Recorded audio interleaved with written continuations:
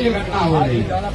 हर घर सीमान में, भाई आप कह रहे सीमान में पटना में कौन ऐसा जिला जहाँ घटना नहीं हो रही है। इसीलिए ये जरूरत है बिहार के जितने यूट्यूबर हैं, जितने आप साथी हैं, जितने हम लोग युवा हैं, सबको वो लोग जिनके साथ अन्याय हो रहा है, जिनको ये व्यवस्था में जगह नहीं मिल रही है, जिनको इस व्यवस्था से ठगा जा रहा है, उन सब के आवाज हम लोग बने।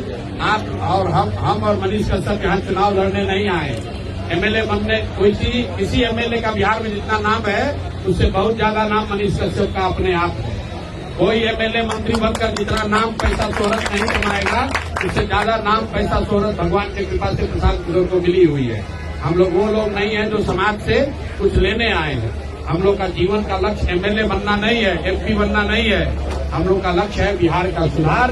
बिहार में सुधार होना चाहिए, समाज बदलना चाहिए, व्यवस्था बदलनी चाहिए। और जिन लोगों ने 30 वर्ष बिहार का ये दुर्दशा किया है, उनको हर हालत में जनता के द्वारा लोकतांत्रिक तरीके से सजा दिलाकर ही मानेंगे। टिकट मिलेगा जी भाई, भाषा विवाद को लेकर ठीक आपने सवाल उठाया। आप बताइए 3 बरस 2019 में हमने शिवसेना की जब मदद की तो फीस के तौर पर मैंने उनसे कहा था कि आज के बाद से शिवसेना, कोई भी शिवसेना का कार्यकर्ता नेता बिहारियों के खिलाफ आप अपशब्द नहीं कहोगे, मारपीट नहीं करोगे। मैं कैमरे पर कह रहा हूँ 2019-20 के बाद ये घटना शुरू होने से पहले तक कोई भी बिहार के बच्चे पर बॉम्बे में किसी ने मारपीट नहीं की, कोई अभद्रता नहीं की। ये अभी हुआ है जब शिवसेना वाले अब इंडिया गठबंधन के हिस्सा है। तो तेजस्वी यादव को बताना चाहिए कि शिवसेना वाले जब हिंदी भाषियों को गाली दे रहे हैं तो आपका स्टैंड उस पर क्या है। गाली देने वालों में राज ठाकरे हैं, तो इनको भाजपाइयों को बताना चाहिए क्योंकि राज ठाकरे भाजपाइयों के लाई है। यही बात तो हम लोग बता रहे हैं।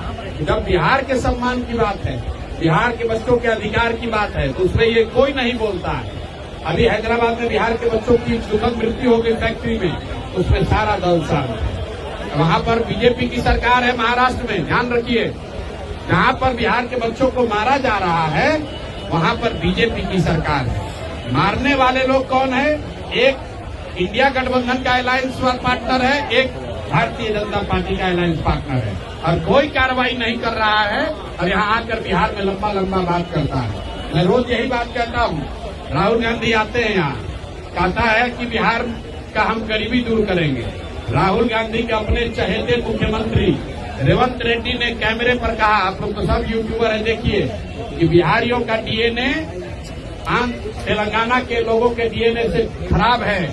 बिहारियों का डीएनए मजदूरी करने के लिए बना है, बिहार के बच्चे मजदूरी करने पैदा हुए हैं। ये बयान है मुख्यमंत्री का तेलंगाना का, और राहुल गांधी ने उस पर कोई कार्रवाई नहीं की, एक टिप्पणी नहीं किया। कांग्रेस का किसी ने कुछ बोला नहीं। अब वही राहुल गांधी आकर बिहार में वोट मांग रहे हैं। ये बिहार के बच्चों का अपमान है, बिहार के युवाओं का अपमान है। अब ये समय आ गया है जब हम लोग खड़े हों और इस बात का संज्ञान लें कि पिछले 30 वर्ष में बिहार को बर्बाद करने की जिम्मेवारी लालू और नीतीश की है। इन दोनों ने मिलकर बर्बाद किया है, लेकिन इसके असली गुनाहगार कांग्रेसी और भाजपाई है, क्योंकि लालू यादव को अपने दम पर सिर्फ 1995 में एक बार सरकार बनाने भर वोट मिला था।